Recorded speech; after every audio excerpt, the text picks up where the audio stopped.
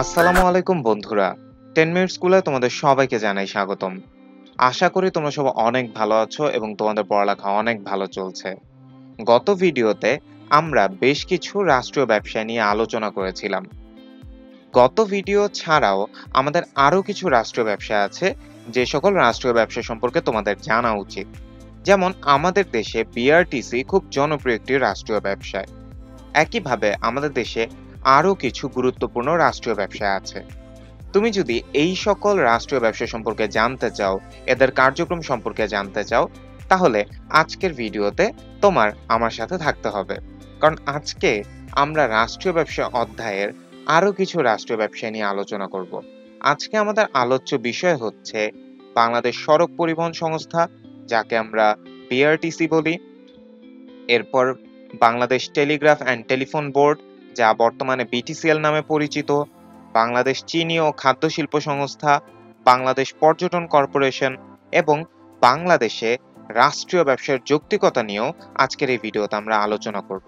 অর্থাৎ আজকে আমরা কিছু রাষ্ট্রীয় ব্যবসা নিয়ে আলোচনা করব এবং এরপর আমরা আমাদের দেশে রাষ্ট্রীয় ব্যবসার যৌক্তিকতা নিয়েও আলোচনা করব। তো চলো দেরি না করে আমরা আমাদের আজকের লেকচারটি শুরু করে দেই। প্রথমে আমরা কথা বলবো বাংলাদেশ সড়ক পরিবহন সংস্থা নিয়ে। বাংলাদেশ সড়ক পরিবহন সংস্থাকে আমরা ইংরেজিতে বলি বাংলাদেশ রোড ট্রান্সপোর্ট কর্পোরেশন এবং সংক্ষেপে আমরা বলি বিআরটিসি। এখন আমরা বিআরটিসি সম্পর্কিত বেশ কিছু তথ্য জেনে নিব।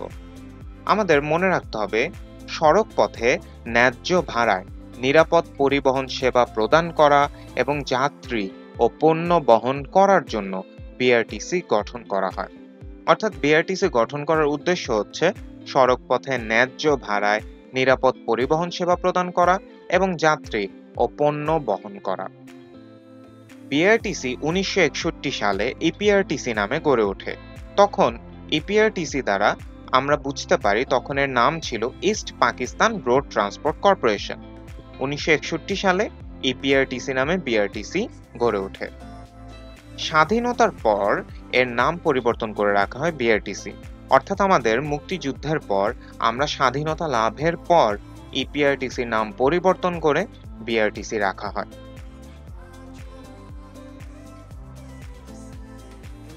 বিআরটিসি বেশ কিছু উদ্দেশ্যের জন্য গঠিত এবং বেশ কিছু উদ্দেশ্য অর্জনে বিআরটিসি কাজ করে। এখন আমরা সেই উদ্দেশ্যগুলো নিয়ে আলোচনা করব। যেমন সড়ক পথে যাত্রী ও পণ্য বহন করা। বিআরটিসির মূল উদ্দেশ্যই হচ্ছে সড়ক পথে যাত্রী ও পণ্য বহন করা। পাশাপাশি ন্যায্য ও ব্যয়সাধ্য ভাড়ায় নিরাপদ, বিশ্বস্ত ও দক্ষ পরিবহন সেবা প্রদান করা। তুমি যদি কখনো বিআরটিসি থেকে সেবা নিয়ে থাকো, তুমি কিন্তু দেখতে পাবে যে বিআরটিসিতে ভাড়া তুলনামূলক অন্যান্য বাসের তুলনায় কম। কারণ বিআরটিসিতে ন্যায্য ও ব্যয়সাধ্য ভাড়ায় আমরা নিরাপদে এক স্থান থেকে আরেক স্থানে ভ্রমণ করতে পারি। নিরাপদে আমরা বিশ্বস্ত ও দক্ষ পরিবহন সেবা গ্রহণ করতে পারি। এছাড়া পরিবহন ক্ষেত্রে বেসরকারি খাতকে সহায়তা এবং নতুন নতুন যাত্রাপথ চালু করা। বিআরটিসি শুধু বিআরটিসির জন্যই বিভিন্ন কার্যক্রম করে না, বিআরটিসি পরিবহন ক্ষেত্রে বেসরকারি খাতকেও সহায়তা করে থাকে এবং বিভিন্ন ক্ষেত্রে নতুন নতুন যাত্রাপথ বা যাকে আমরা রুট বলি, এই রুট চালু করাও কিন্তু বিআরটিসির কাজ। এছাড়া জরুরি অবস্থাকালে কৌশলগত মধ্যস্থকের ভূমিকা পালন করে অবস্থার উন্নতি বিধান করা। অর্থাৎ কখনো যদি প্রয়োজন হয়, জরুরি কোনো অবস্থা সৃষ্টি হয়, তখন বিআরটিসি একজন মধ্যস্থকের ভূমিকা পালন করে বিভিন্ন কৌশলগত উপায়ে বিভিন্ন অবস্থার উন্নতি করার চেষ্টা বিআরটিসি করে। অর্থাৎ মোট কথা, কোনো সমস্যা হলে বিআরটিসি সেখানে মিডলম্যান হিসেবে বা মধ্যস্থক হিসেবে সেই সমস্যা সমাধানের চেষ্টা করে। এছাড়া সড়ক পরিবহনের ক্ষেত্রে নিয়োজিত চালক, মেকানিক্স ও ব্যবস্থাপনা সংশ্লিষ্টদের প্রশিক্ষণের ব্যবস্থাও কিন্তু বিআরটিসি করে থাকে। এছাড়া সংস্থার জমি ও সম্পত্তি অতিরিক্ত আয়ের কাজে লাগিয়ে অলাভজনক খাত ও রুটে ভর্তুকির ব্যবস্থা করে বিআরটিসি। অক্ষম, পঙ্গু, ছাত্রছাত্রী, সরকারি কর্মচারী, গরিব, নিঃস্বদের জন্য বিশেষ পরিবহন সুবিধা প্রদান করে থাকে। আমরা যেমন দেখতে পাই, অক্ষম, পঙ্গু, সরকারি কর্মচারী, ছাত্রছাত্রী, এদের জন্য বিআরটিসির নির্দিষ্ট পরিবহন ব্যবস্থা আছে। অনেক বিশ্ববিদ্যালয় বিআরটিসির বাস ব্যবহার করে, অনেক সরকারি প্রতিষ্ঠান বিআরটিসির বাস ব্যবহার করে। গরিব, নিঃস্ব, অক্ষম, পঙ্গু ব্যক্তিদেরকে বিআরটিসিতে বিশেষ পরিবহন সুবিধা প্রদান করা হয়। এছাড়াও বিআরটিসির আরেকটি কাজ হচ্ছে দেশের পর্যটনকে উৎসাহিত করা। একটি পর্যটন কেন্দ্রে যাওয়ার জন্য অবশ্যই আমাদের পরিবহনের প্রয়োজন। বিআরটিসি সেই পরিবহনের ব্যবস্থা করে দেশের পর্যটনকে উৎসাহিত করার কাজও করে থাকে। এছাড়া প্রতিযোগিতার পরিবেশ সৃষ্টি ও মানসম্মত পরিবহন সেবা নিশ্চিত করার জন্য সরকারি ও বেসরকারি খাতের মধ্যে সম্পর্কের উন্নয়ন ঘটানোর দায়িত্বও কিন্তু বিআরটিসি পালন করে। সর্বশেষে পরিবহন খাতে নিরাপত্তা বৃদ্ধি, দুর্ঘটনা হ্রাস বা দুর্ঘটনা কমানো এবং পরিবেশ দূষণ রোধের জন্য বিভিন্ন গবেষণা কার্য পরিচালনাও বিআরটিসি করে থাকে।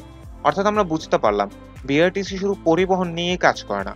বিআরটিসি অনেকগুলো উদ্দেশ্য অর্জনের জন্য, অনেকগুলো উদ্দেশ্য সাধনের জন্য প্রতিনিয়ত কাজ করে যাচ্ছে।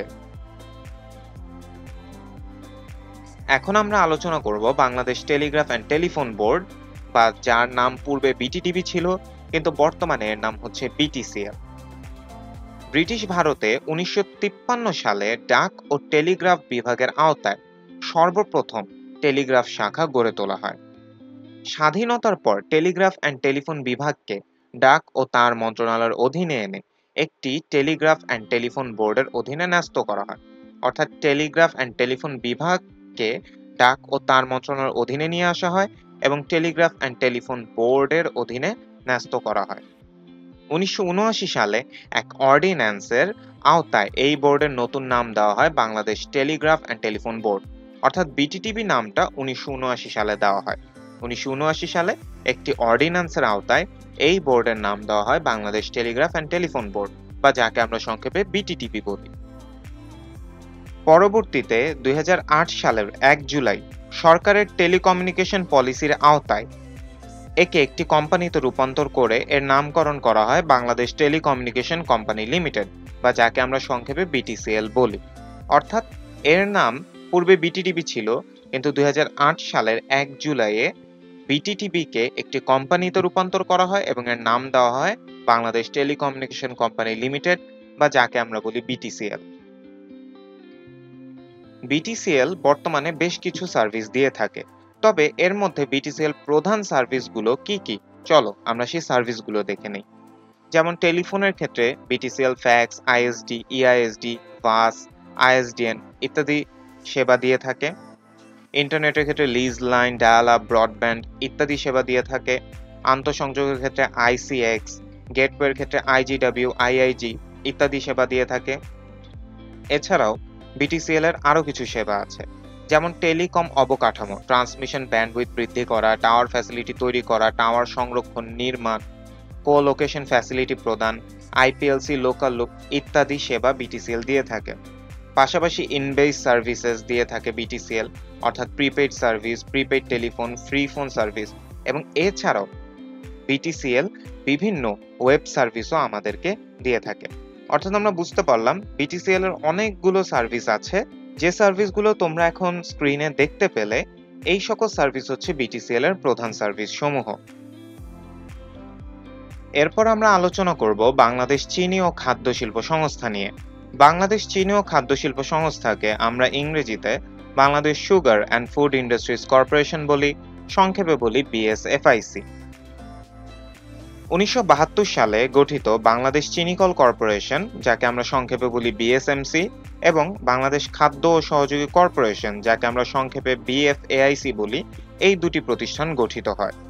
পরবর্তীতে 1976 সালে এই দুটি প্রতিষ্ঠান অর্থাৎ বিএসএমসি এবং বিএফএআইসি কে একত্রিত করে গঠন করা হয় বাংলাদেশ চিনি ও খাদ্য শিল্প সংস্থা। অর্থাৎ তোমাদের মনে রাখতে হবে বিএসএফআইসি কিন্তু 1976 সালে গঠিত, 1972 সালে গঠিত নয়।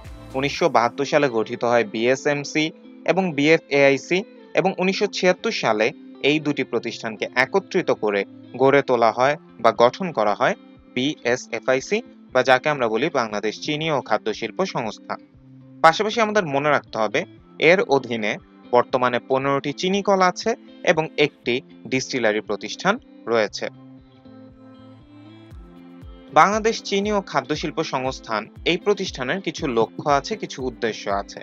এখন আমরা বাংলাদেশ চিনি ও খাদ্য শিল্প সংস্থা বা বিএসএফআইসি প্রতিষ্ঠানের লক্ষ্য ও উদ্দেশ্য সম্পর্কে জানব। যেমন সম্প্রসারিত কার্যক্রম গ্রহণের মাধ্যমে মিল এলাকাগুলোতে উচ্চ উৎপাদন ক্ষমতা ও উচ্চ শর্করা সম্পন্ন আখ উৎপাদন করা, উচ্চ উৎপাদন ক্ষমতা নিশ্চিত করা, আবার উচ্চ শর্করা সম্পন্ন আখ উৎপাদন করা।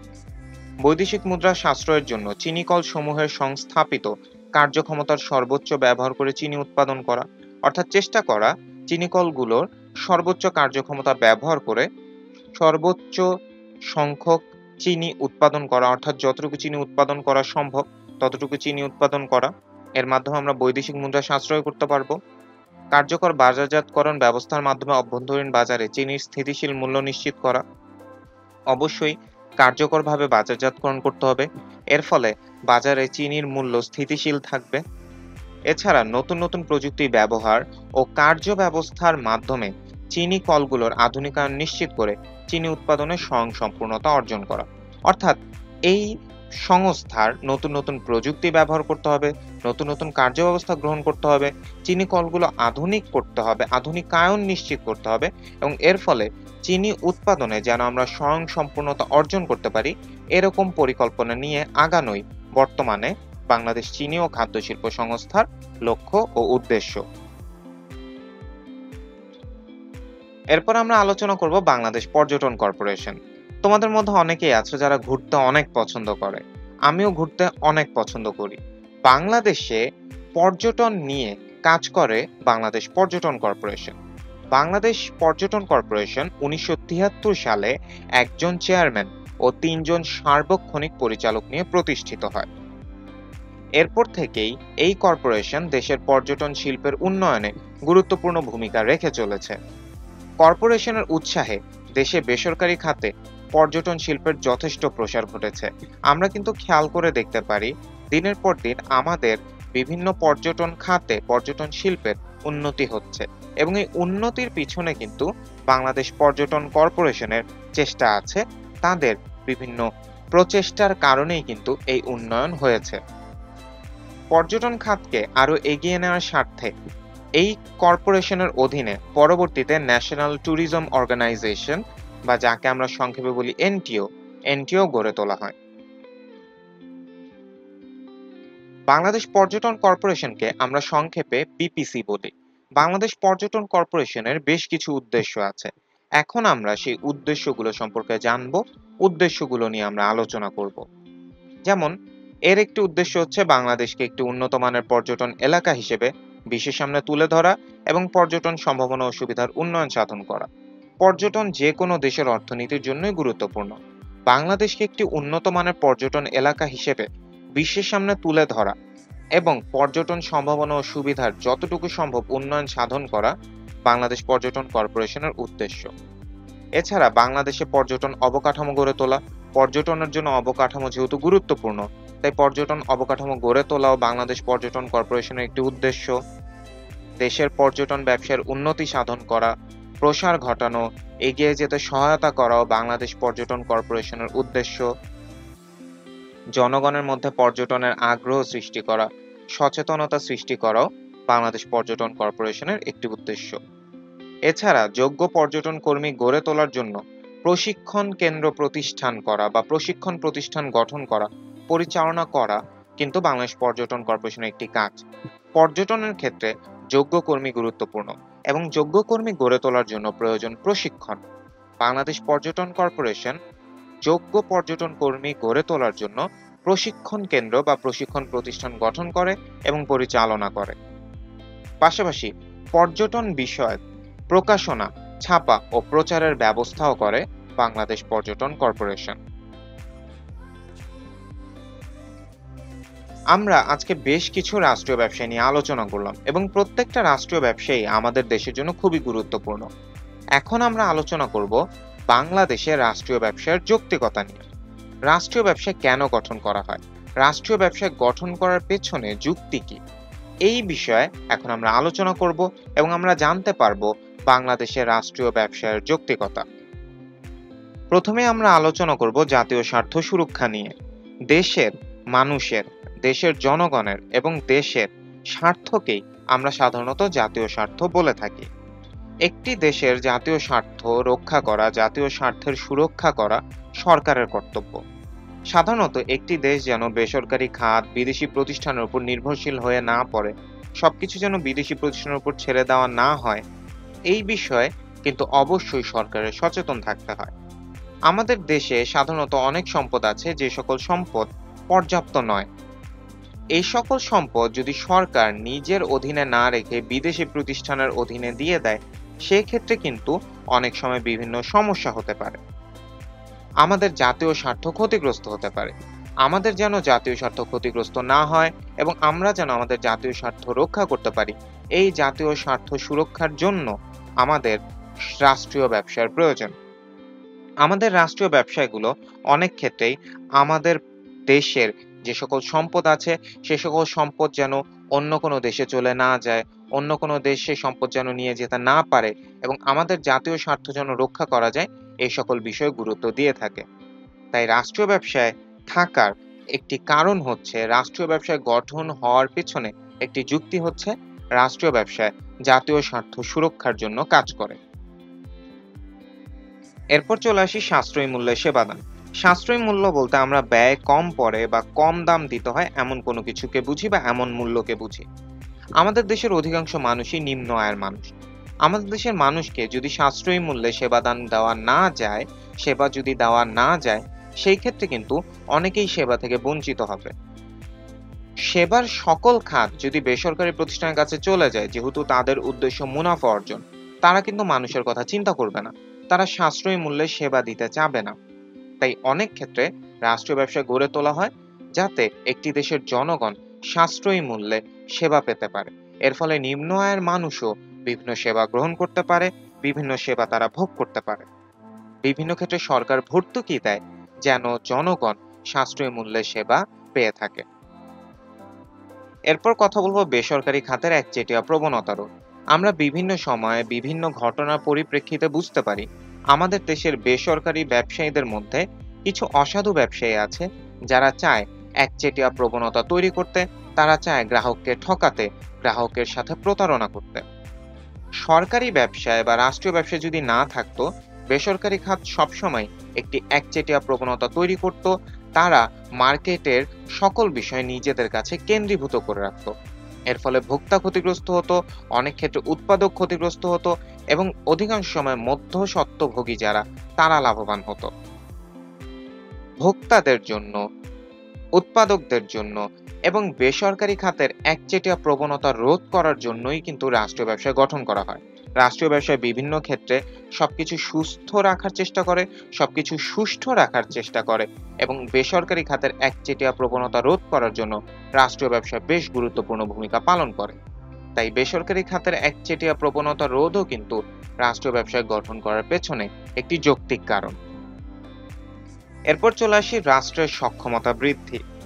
রাষ্ট্রের সক্ষমতা বলতে রাষ্ট্রের এমন সকল অবস্থা বা ক্ষমতা বা সামর্থ্যকে বোঝায় যা দ্বারা রাষ্ট্র তার জনগণের সর্বোচ্চ কল্যাণ সাধন করতে সমর্থ হয়। একটি দেশের সক্ষমতা বৃদ্ধি করার জন্যও কিন্তু রাষ্ট্রীয় ব্যবসায় দরকার। আমাদের দেশে বিভিন্ন ক্ষেত্রে বিভিন্ন দরকারে এমন অনেক পণ্য উৎপাদন করতে হয়, এমন অনেক সেবা স্থাপন করতে হয়, এমন অনেক শিল্প স্থাপন করতে হয় যা আমাদের দেশেরই পরিচালনা করতে হবে। এই ক্ষেত্রে যদি বিদেশি কোনো প্রতিষ্ঠানকে, বিদেশি কোনো নাগরিককে এর দায়িত্ব দেওয়া হয়, সেই ক্ষেত্রে কিন্তু সমস্যা হতে পারে। তাই রাষ্ট্রের সক্ষমতা বৃদ্ধির জন্য রাষ্ট্রীয় ব্যবসা গঠন করা হয়। অনেক ক্ষেত্রে একটি দেশের যদি সকল গুরুত্বপূর্ণ প্রতিষ্ঠান বেসরকারি খাতে দিয়ে দেওয়া হয়, তাহলে কিন্তু দেশের শৃঙ্খলা ভঙ্গ হয়। অনেক সময় আর্থিক অবস্থার যেই স্বাভাবিক অবস্থা, সেই স্বাভাবিক অবস্থা চলে যায়। অনেক সময় নিরাপত্তা বিঘ্নিত হয়, অনেক সময় রাষ্ট্রের সক্ষমতা নিয়ে প্রশ্ন ওঠে। তাই রাষ্ট্রের সক্ষমতা বৃদ্ধিতে রাষ্ট্রীয় ব্যবসায় গড়ে তোলা হয়। সর্বশেষ আমরা আলোচনা করব বেসরকারি খাতের সামর্থ্যের পরিপূরণ। আমাদের মতো দেশে বেসরকারি খাতও কিন্তু যথেষ্ট দুর্বল। সাধারণত বৃহদায়তন প্রকল্পে প্রচুর পরিমাণ অর্থের প্রয়োজন হয় এবং অনেক ক্ষেত্রেই বেসরকারি উদ্যোক্তারা মূলধন বা অর্থ জোগাড় করতে পারে না। এই জন্য অনেক সময় বেসরকারি উদ্যোক্তাদের সরকারি সহায়তার প্রয়োজন হয় এবং এর ফলে বেসরকারি উদ্যোক্তাদের সাথে অনেক সময় রাষ্ট্র একত্রিত হয়, যৌথ উদ্যোগে বিভিন্ন প্রকল্প গড়ে তোলে, বিভিন্ন অবকাঠামো গড়ে তোলে, বিভিন্ন প্রকল্প বাস্তবায়ন করে। এর ফলে বেসরকারি খাতের যেই সামর্থ্যের অভাব, সেই সামর্থ্যের অভাব কিন্তু পূরণ করে রাষ্ট্রীয় ব্যবসায়। তাই রাষ্ট্রীয় ব্যবসায় গঠনের আরেকটি যৌক্তিকতা হচ্ছে বেসরকারি খাতের সামর্থ্যের পরিপূরণ। রাষ্ট্রীয় ব্যবসায় বেসরকারি যে সকল প্রতিষ্ঠান আছে তাদেরকে বিভিন্ন ক্ষেত্রে সাহায্য করে, সহযোগিতা করে, তাদের সামর্থ্যের যে অভাব সে অভাব পূরণ করে। এবং যখন সরকারি বা রাষ্ট্রীয় ব্যবসার সাথে বেসরকারি প্রতিষ্ঠান একত্রিত হয়ে কোনো প্রকল্প গড়ে তোলে, তাকে আমরা বলি পাবলিক প্রাইভেট পার্টনারশিপ। এই বিষয়ে আমরা সামনে আরো অনেক তথ্য জানতে পারবো। কিন্তু বর্তমানে তোমাদের যেই বিষয়ে খেয়াল রাখতে হবে যে বেসরকারি খাতের সামর্থ্যের যেই অভাব, সেই অভাব পরিপূরণ করার জন্য রাষ্ট্রীয় ব্যবসা গঠন করা হয়। আশা করি তোমরা বুঝতে পেরেছো রাষ্ট্রীয় ব্যবসায় কেন গুরুত্বপূর্ণ এবং রাষ্ট্রীয় ব্যবসা গঠন করার পেছনে যৌক্তিকতা কি কি। আমরা আমাদের আজকের এই ভিডিওতে বেশ কিছু রাষ্ট্রীয় ব্যবসা সম্পর্কে জানলাম। এরপর আমরা জানলাম রাষ্ট্রীয় ব্যবসার যৌক্তিকতা সম্পর্কে।